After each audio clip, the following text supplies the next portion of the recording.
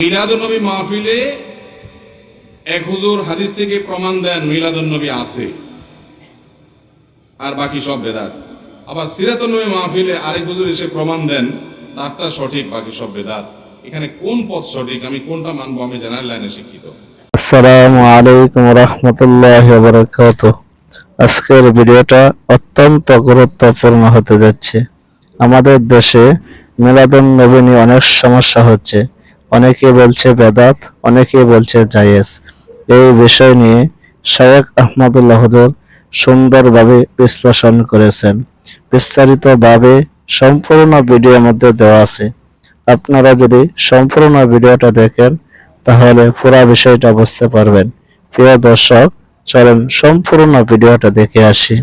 ভাই, আমি এই সম্পর্কে বলি, আপনার প্রশ্ন শুনে মনে হয় আপনি ভাজা মাছটাও লেখাইতে পারেন না।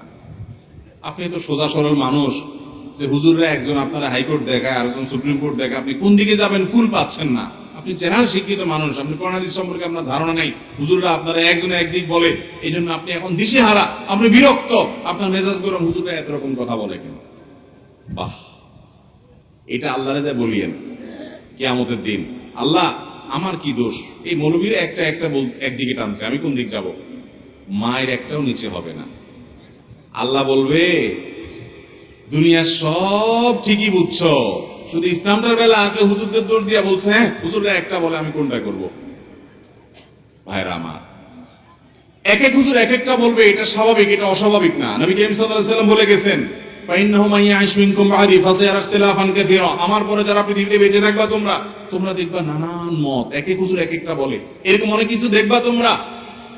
ওই সময় আমরা কি করব? নবীজি বলে গেছেন না, জান নাই? তিনি বলে গেছেন, ফালাইকুম বিসুন্নতি, তোমরা দেখবা আমি কি করছি, রাসূল সাল্লাল্লাহু আলাইহি ওয়াসাল্লাম কি করছে। কোন হুজুর কি বলে দেখো, হুজুর কোরআন থেকে হাদিস থেকে রেফারেন্স দেয় কিনা, সম্ভব হলে মিলাও, বাংলা অনুবাদ হয়ে গেছে সব। এরপরে তুমি সেটা অনুযায়ী আমল করো। যদি আল্লাহ না করুক, ভুলও হয় তোমার, তাও আল্লাহ মাফ করে দিবেন। কিন্তু হুজুরের দোষ দিয়ে পার পাবা। আমি প্রায় সময় বলার চেষ্টা করি ভাই, একটা এক্সাম্পল দিয়া।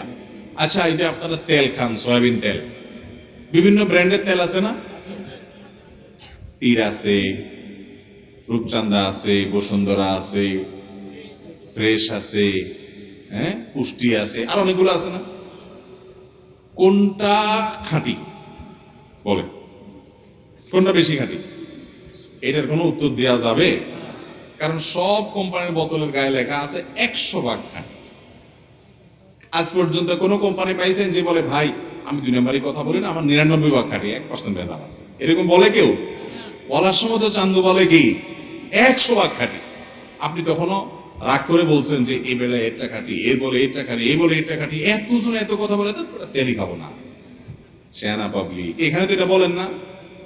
একদিন এটা কিনা খান, আরেকদিন ওইটা কিনা খান, দেখেন পেটে বুটবাট করে কিনা, ফুটফাট করে কিনা, শরীরের সাথে আপনার ম্যাচ করে গেছে, টাকাও মিলে গেছে, কোনোটা ভালো মনে হয়েছে আপনি সেটাই খান। ঠিক না বেঠিক? বিবেক খরচ করেন, বুদ্ধি খরচ করেন, বুঝার চেষ্টা করেন। দুনিয়াটা তো ভালোই বুঝেন মাশাআল্লাহ। শুধু আখিরাতের বেলা আসলে, ইসলামের বেলা আসলে শুধু হুজুরদের গায়ের সব দোষ দিয়ে আপনি ফেরেশতা হয়ে যান। আমরা কোন দিক যাব? বাহ, আল্লাহ আপনাকে আকল বিবেক দিছে না দেয় নাই? 7 সমুদ্র 13 নদী পার হইয়া নামটাও লিখতে পারে না, 1 2 3ও চিনে না, এই লোক সৌদি আরব চলে গেছে। আছে না নাই?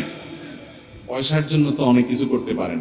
ইসলাম বুঝার জন্য কয় হুজুরের কাছে গেছেন, কয়টা কিতাব খুলছেন, কয়টা কোরআন খুলছেন, হুজুরের কাছ থেকে দলিল খুঁজছেন, ভালো করে 10 হুজুরের কথা শুনে কোনটা সঠিক মনে হয়, কোনটা নবীজির সাথে মিলে, কোরআনের সাথে মিলে, এটা একটু যাচাই করার চেষ্টা করি, একটু চেক করার চেষ্টা করি, ক্রস চেক করার চেষ্টা করি, কয় জায়গায় গেছেন।